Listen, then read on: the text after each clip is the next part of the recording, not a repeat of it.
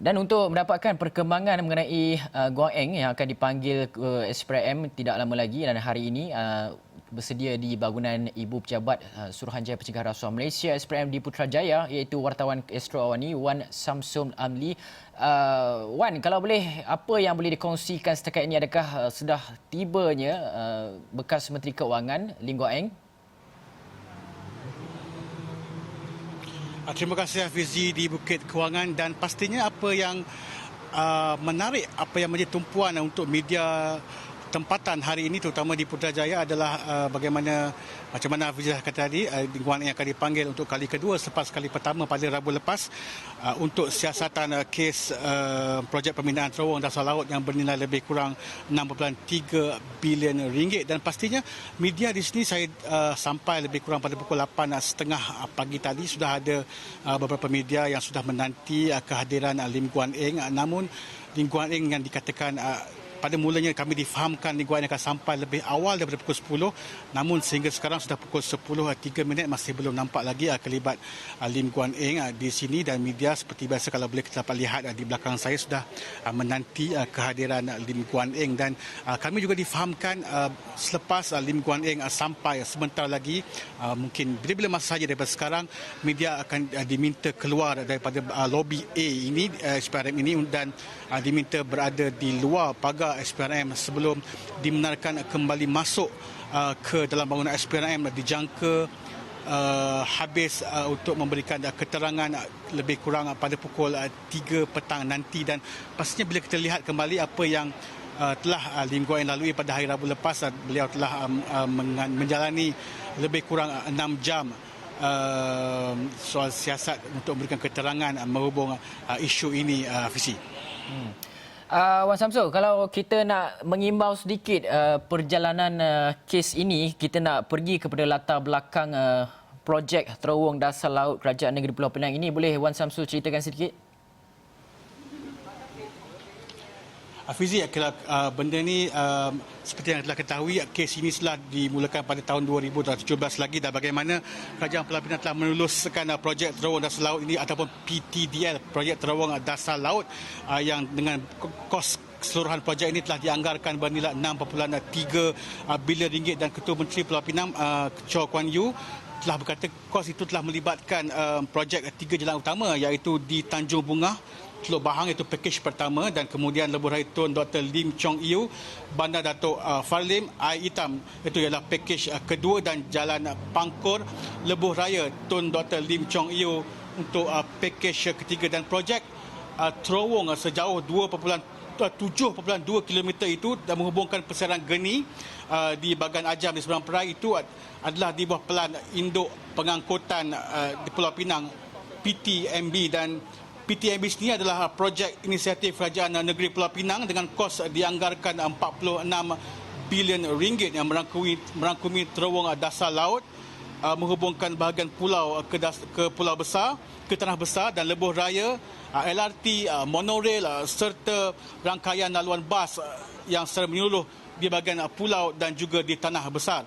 Dan pastinya difahamkan juga dan diketahui juga konsortium Zenith Construction adalah kontraktor utama bagi projek terowong dasar laut itu. Dan sedikit sejarah untuk informasi yang perlu ketahui, pada tahun 2015 kerajaan DAP di Pulau Pinang telah mengumumkan pembinaan Pelan Induk Pengangkutan Pulau Pinang PIP yang telah merangkumi pembinaan kawasan kemudahan transit aliran ringan LRT 3 Lebuh Raya Berkembar dan projek terowong dasar laut. Dan pelan itu juga turut membabitkan pembinaan 3 pulau buatan di selatan Pulau Pinang yang masing-masing berkeluasan 809 hektar, 526 hektar dan 324 hektar bagi tujuan perindustrian, perumahan serta komersial untuk membiayai kos PIP itu sendiri, Hafizi. Wan Samsul, kalau Wan Samsul boleh berikan sedikit visual fresh daripada Ibu Pejabat SPRM ketika ini, suasana di sana, berapa ramai wartawan dan juga adakah kebarangkalian, sebab saya pernah melaporkan kes-kes terdahulu melibatkan pemimpin-pemimpin negara di sana, ada kalanya mereka dipanggil oleh SPRM masuk di pintu hadapan, tetapi ada kala juga mereka masuk melalui pintu yang lain. Jadi mungkin Wan Samsul boleh gambarkan ketika ini bagaimana suasana di sana? Okey, apa yang boleh kita lihat sekarang, kalau kita boleh pan sedikit kamera, mari kita lihat media sudah berkumpul di bahagian depan lobi A, kerana kami hanya dibenarkan untuk berada di kawasan ini saja. Dan saya faham Hafizi, apa yang Hafizi katakan, mungkin orang yang dipanggil mungkin akan masuk di pintu belakang, namun kami hanya dibenarkan berada di sini saja. Syukurlah sebenarnya kami berada di sini, kerana kadang-kadang mungkin ada juga media yang hanya dibenarkan untuk berada di bahagian pos pengawal keselamatan, maknanya berada di luar saja, seperti apa yang akan kami lalui selepas ini.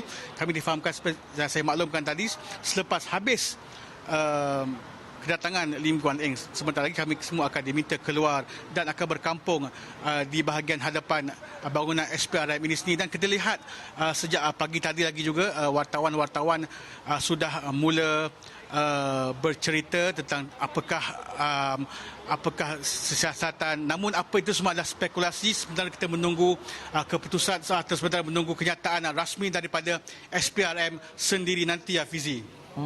Wan Samsul ada menyebut mengenai spekulasi, cakap-cakap dan sebagainya, dan saya sudah pasti apabila menunggu kehadiran individu-individu yang dipanggil oleh SPRM sendiri, kita sebagai seorang wartawan juga akan melakukan perbincangan bersama dengan wartawan-wartawan daripada media lain. Mungkin ada sedikit-sedikit cerita-cerita yang dikongsikan oleh wartawan lain kepada Wan Samsul sementara menunggu Setiausaha Agung DAP datang hadir ke pejabat SPRM. Apa cerita-cerita yang dikongsikan?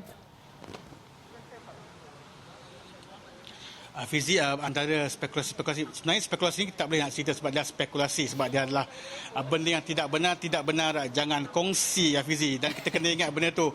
Dan apabila kita bercerita di sini, apa yang kita bercerita di sini, kita cerita berapa lama kita akan menunggu di sini, sebab sebelum ni kita difahamkan media telah menunggu selama 6 jam pada hari Rabu lepas. Jadi mereka juga untuk menjangkakan pada hari ini apa yang berlaku adalah lebih kurang. Mari kita lihat, anda kata pada jadual asal pada pukul 10, 11, 12, 1, 2, 3, maknanya lebih kurang 5 atau 6 jam juga media akan menunggu di sini. Dan pastinya mereka juga sudah bersedia dengan power bank dan juga pelbagai peralatan-peralatan untuk menunggu, untuk berkampung kalau dikatakan sudah di media, untuk menunggu Lim Guan Eng keluar semula selepas masuk. Dan kami juga masih menunggu bila-bila masa saja dikatakan Lim Guan Eng akan sampai, sebab adalah pukul 10.10 sekarang ini, namun masih lagi belum kelihatan kelibat Lim Guan Eng di bangunan SPRM ini, Hafizi.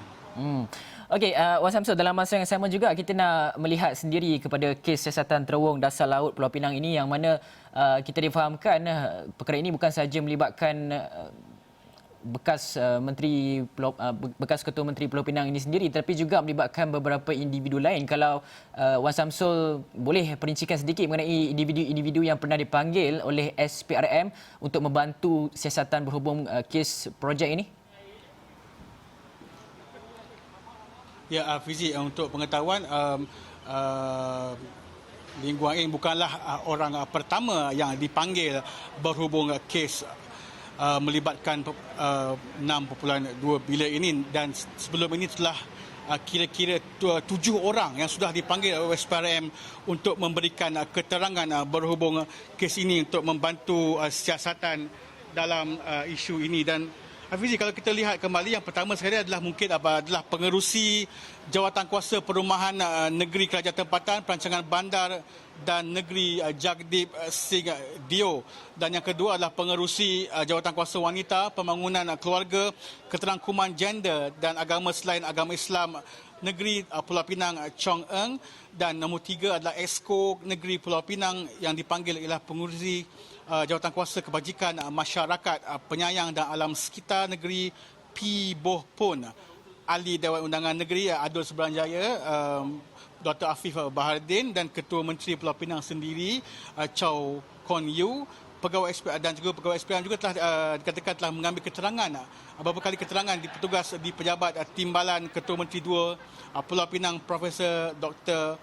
P. Ramasamy dan pejabat pengerusi Jawatankuasa Kerja Raya, Utiliti dan juga Tempatan Banjir Negeri Zairil K. Johari dan juga sebelum ini bekas pengerusi Suruhanjaya Pelabuhan Pulau Pinang yang ditahan reman selama 4 hari bermula 1 Julai lepas untuk membantu siasatan berhubung projek itu telah dibebaskan dengan jaminan polis, Hafizi.